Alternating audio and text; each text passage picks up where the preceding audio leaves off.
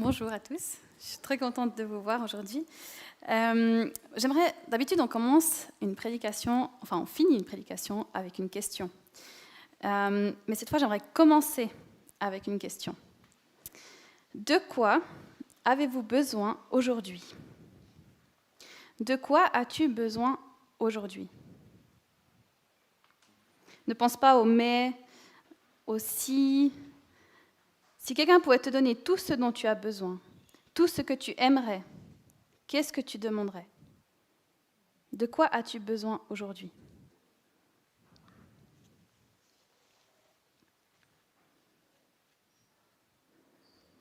On va revenir à la question après. Maintenant, on va faire un bond dans le passé. Donc Jésus, il est en route avec ses disciples depuis Capernaum en direction de Jérusalem. Et c'est là qu'on lit dans Marc 10, 35 à 40.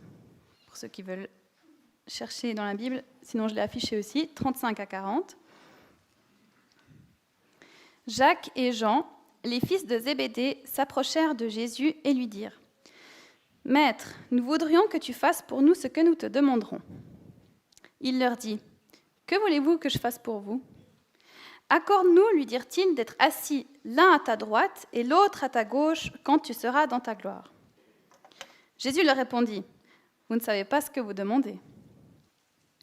Pouvez-vous boire la coupe que je vais boire ou être baptisés du baptême dont je vais être baptisé ? » « Nous le pouvons, dirent-ils. » Jésus leur répondit : « Vous boirez en effet la coupe que je vais boire, et vous serez baptisés du baptême dont je vais être baptisé.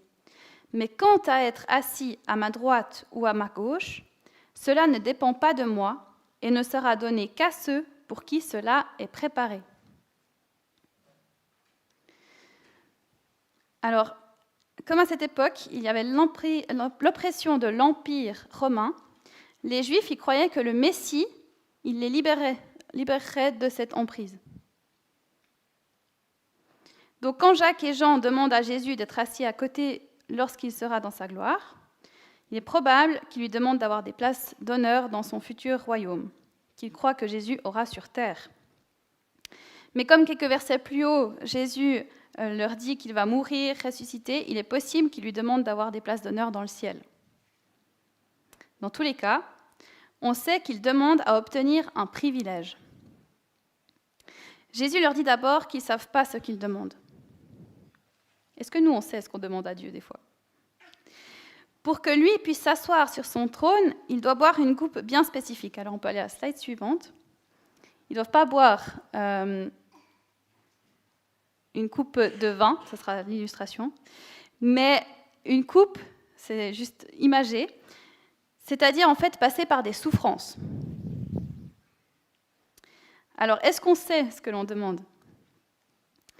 Par exemple, Jésus, il a subi les coups de fouet, la couronne d'épines, les crachats et finalement la crucifixion.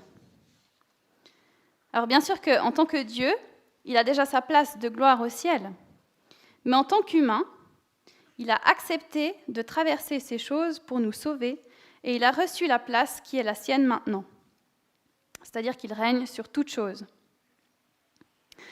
Donc en fait, il leur dit : « Êtes-vous prêts à traverser ce que je vais vivre ? Êtes-vous prêts à mourir sous la torture ? » Parce que la croix, c'était un moyen de torture. Alors probablement qu'ils ne savaient pas encore tous ce que Jésus allait souffrir, mais en tout cas, ils répondent que oui, ils peuvent vivre la même souffrance que lui.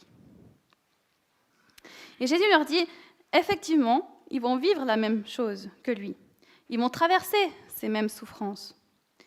Mais ce n'est pas pour autant qu'il peut leur assurer le privilège d'avoir ces places d'honneur car elles sont déjà réservées. » C'est intéressant de voir que l'évangile que l'on entend parfois, c'est « Convertissez-vous, vous verrez, tout ira bien dans votre vie, et puis il n'y aura plus de soucis parce que vous avez Dieu. » Mais ce n'est pas ce qui se dit là.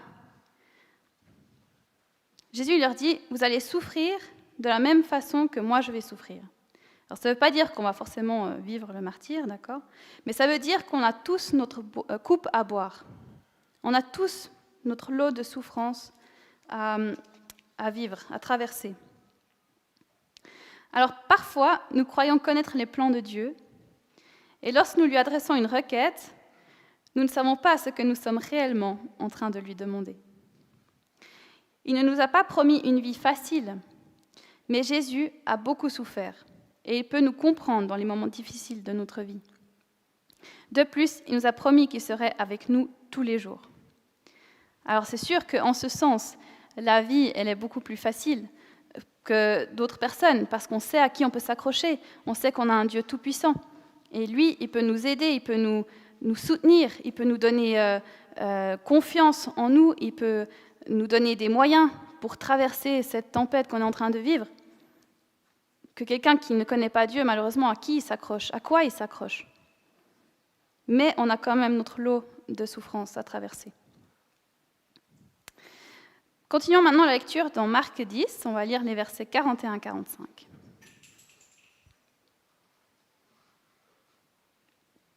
Après avoir entendu cela, les 10 autres commencèrent à s'indigner contre Jacques et Jean. Ben oui, parce qu'ils étaient 12, donc s'il y en a 2 qui vont demander un petit privilège, je pense que dans un groupe, les 10 autres, ils ne devaient pas être très contents. Jésus, il les appelle et leur dit : « Vous savez que ceux que l'on considère comme les chefs des nations dominent sur elles, et que leurs grands les tiennent sous leur pouvoir. Ce n'est pas le cas au milieu de vous. Mais si quelqu'un veut être grand parmi vous, il sera votre serviteur. Et si quelqu'un veut être le premier parmi vous, qu'il soit l'esclave de tous. En effet, le Fils de l'homme, c'est-à-dire Jésus, est venu non pour être servi, mais pour servir et donner sa vie en rançon pour beaucoup. »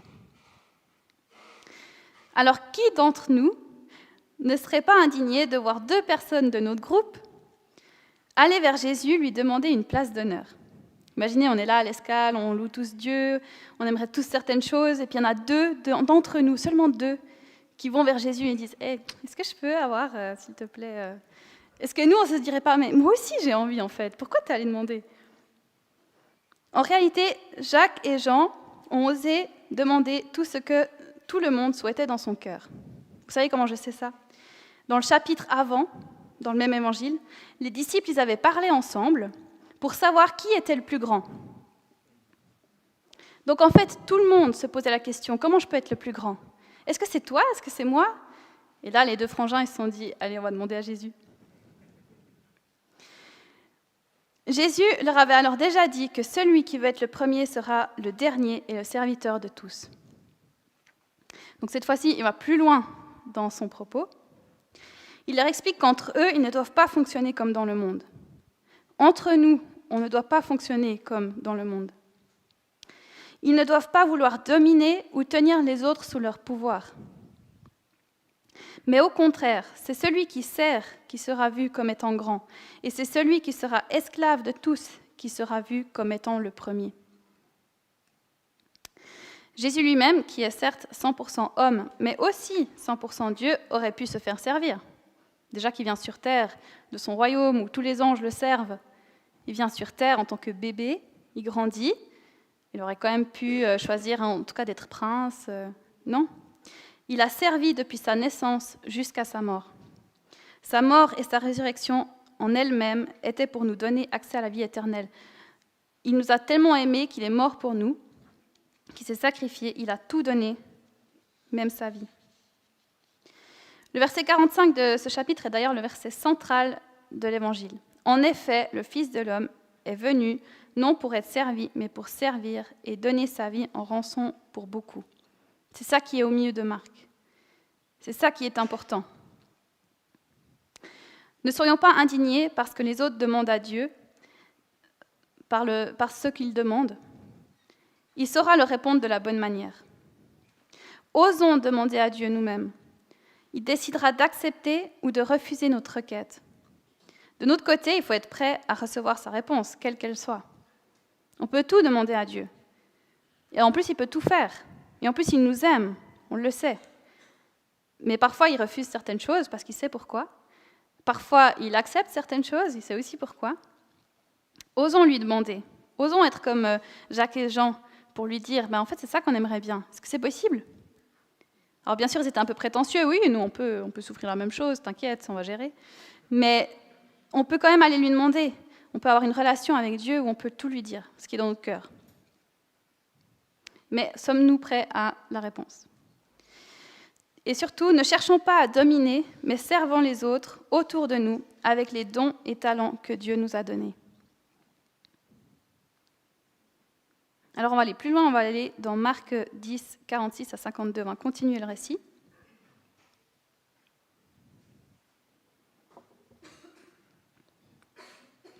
Ils arrivèrent à Jéricho, donc pas encore à Jérusalem, mais ils sont juste avant. Lorsque Jésus sortit de la ville avec ses disciples et une assez grande foule, Bartimée, le fils aveugle de Timée, était assis en train de mendier au bord du chemin. Il entendit que c'était Jésus de Nazareth et se mit à crier « Fils de David, Jésus, aie pitié de moi !» Beaucoup le reprenaient pour le faire taire, mais il criait beaucoup plus fort « Fils de David, aie pitié de moi !» Jésus s'arrêta et dit « Appelez-le !» Ils appelèrent l'aveugle en lui disant « Prends courage, lève-toi, il t'appelle !» L'aveugle jeta son manteau et se levant d'un bond, vint vers Jésus.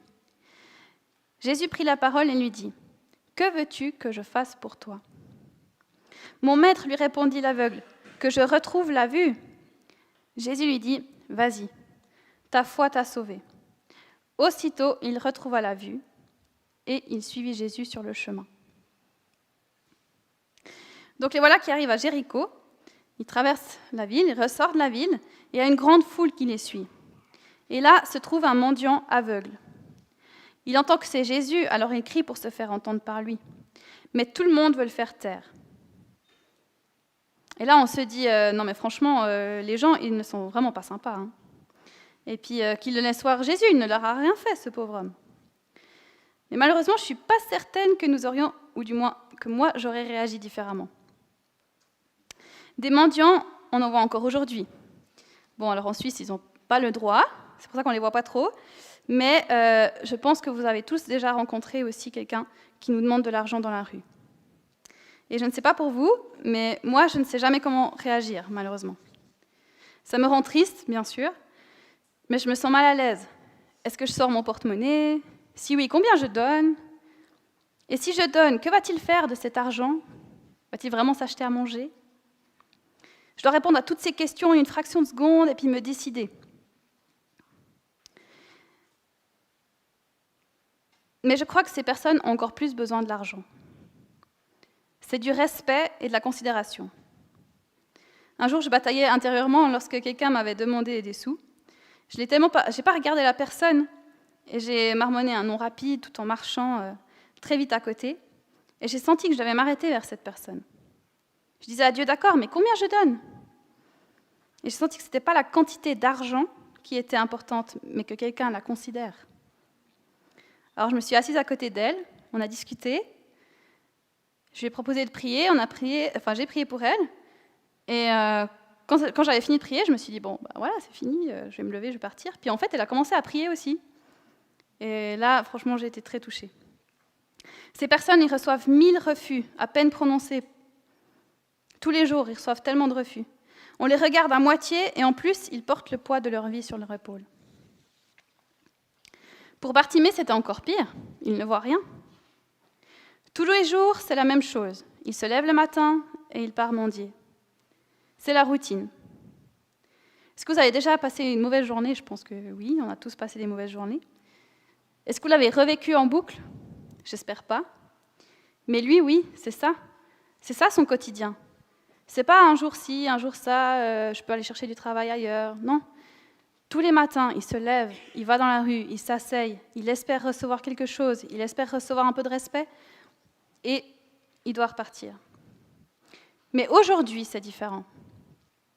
Il a entendu que Jésus était dans le coin. Il ne peut pas traverser la foule pour aller vers lui. Il ne sait pas où il se trouve. Il a juste entendu qu'il passait par là. Alors il se met à l'appeler. Et beaucoup veulent le faire taire, parce qu'il dérange. C'est vrai, quoi, il y a déjà une foule, ça fait déjà beaucoup de bruit. Il n'y a pas besoin que quelqu'un crie encore par-dessus ça. Il ne voit rien, il crie, mais tout le monde lui dit de se taire. Mais là, il prend son courage à deux mains et il crie encore plus fort. Et Jésus s'arrête et demande à ce qu'on appelle Bartimée. Alors quelque chose d'incroyable se produit. La même foule qui lui disait « Tais-toi, tu déranges », lui dit maintenant, « Prends courage, lève-toi, il t'appelle. » C'est les mêmes personnes. Hein. Il ne faut pas écouter la foule lorsqu'elle veut nous empêcher de voir Jésus. Lorsqu'elle nous amène vers lui, là, on peut l'écouter. Là, on peut aller. Et là, c'est très intéressant, Bartimée, il jette son manteau. C'est là où les gens ont déposé l'argent. C'est le vêtement qui lui donne chaud. Et tout ça, il le jette. Bartimée, qui est aveugle, se lève d'un bond. Alors personnellement, si je voyais rien, je n'oserais pas me lever comme ça. Ok, je suis où? Une fois vers Jésus, celui-ci lui pose cette question. « Que veux-tu que je fasse pour toi ?» Ça paraît évident, non? Mais alors qu'on en partageait sur ce texte vendredi dernier avec quelques personnes, il y a quelqu'un qui a fait cette remarque qui était selon moi pertinente. Jésus veut aussi que l'on s'implique et qu'on se positionne. Alors il lui demande de voir, donc Bartimée lui demande de voir à nouveau. Jésus le guérit et lui dit d'aller. Il lui dit vas-y. Mais il n'est pas parti. Désormais, il suit Jésus sur le chemin comme les autres disciples. En quelque sorte, il était le dernier et il est devenu le premier. Il n'était personne et il est devenu quelqu'un. Considérons ceux qui ne sont pas considérés. Quand toutes les voix te disent de te taire, crie encore plus fort à Dieu. Quand toutes les circonstances autour de toi te disent « tais-toi », quand tout le monde, même parfois les gens, nous disent « ça ne sert à rien que tu pries pour ça, ça ne sert à rien que tu demandes à Dieu, tu as de toute façon déjà demandé en plus », crie plus fort. Va encore vers Dieu, demande-lui encore. Quand toutes les voix te disent de te taire, crie encore plus fort à Dieu. Et soyons aussi ces personnes qui savent encourager les gens à aller vers Jésus, et pas celles qui disent « tais-toi ».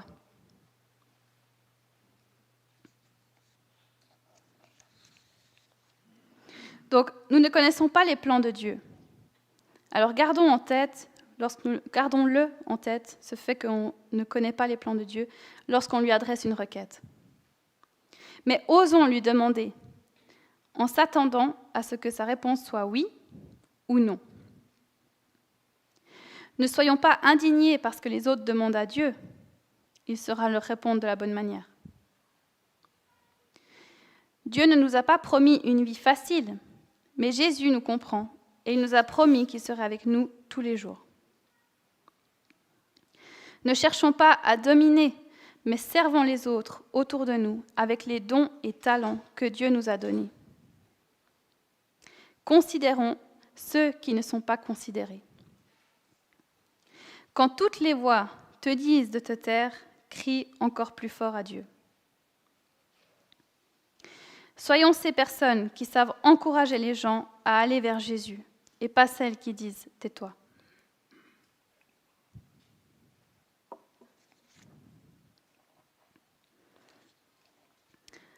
Alors, prenons juste un petit temps. Je reviens vers ma question de départ. De quoi avez-vous besoin aujourd'hui? De quoi as-tu besoin aujourd'hui? Que veux-tu que Dieu fasse pour toi? Et dis-le lui. On a le temps ce matin de lui parler, de lui dire ce qu'on a besoin. Et peut-être qu'on l'a déjà dit, et nos circonstances nous disent « tais-toi ». Eh bien, dites-le encore une fois.